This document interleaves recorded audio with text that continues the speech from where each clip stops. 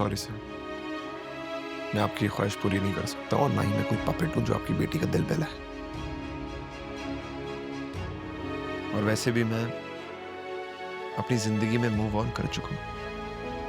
ऐ दिल जरा कुछ तो बता, किस राह पे हम चलने लगे।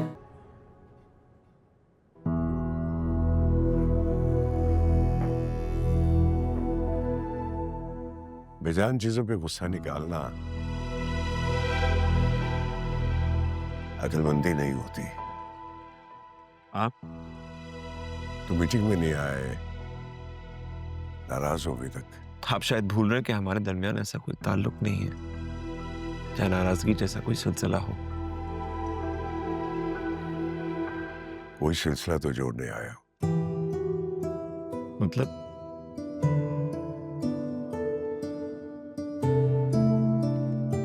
वक्त ने मुझे इस बात का एहसास दिला दिया बेटा कि मैं गलत था। मुझे माफ कर दो बेटा।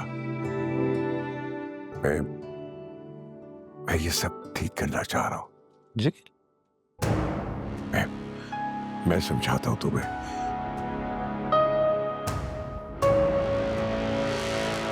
वाह, आपने तो पूरा प्लान सोच रखा है।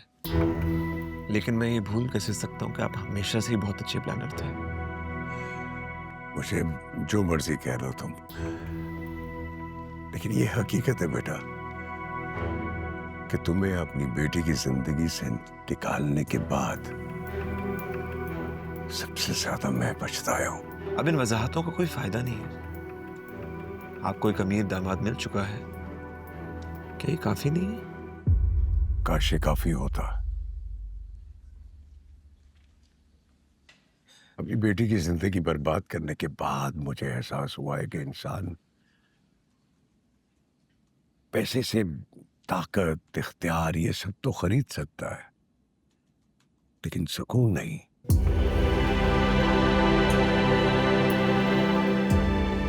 कबीर और सना की सेपरेशन हो गई है। कुछ ही दिनों में डाइवोर्स हो जाएगी बेटा।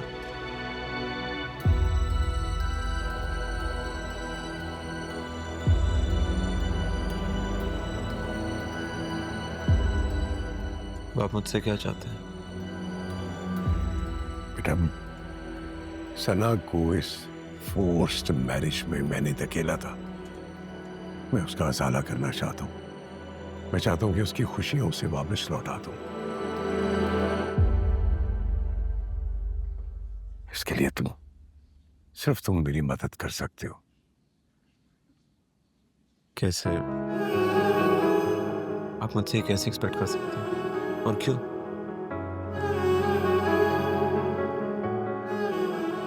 मुझे यकीन है बेटा कि मेरी बेटी को तुमसे ज्यादा और कोई खुश नहीं रख सकता। यकीन? इसका मतलब भी समझते हैं आप? राम बेटा, मुझे जितना मर्जी बुरा भला कह लो तुम, लेकिन मेरी बेटी को इस मुश्किल से सिर्फ तुम ही निकाल सकते हो।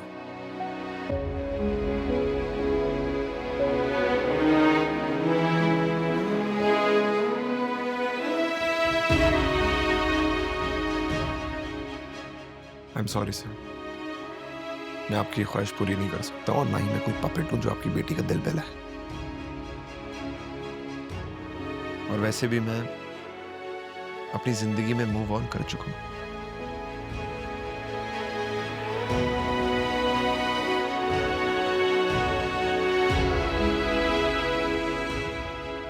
बेटा, मैं कोई ज्यादा तो नहीं मांग रहा, सिर्फ थोड़ा सा वक्त मांग रहा हूं अपनी बेटी के लिए।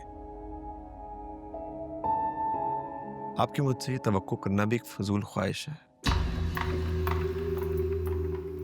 मेरा ख्याल है हमें अब इस मौजू पर मजीद बात नहीं करनी चाहिए। Thank you.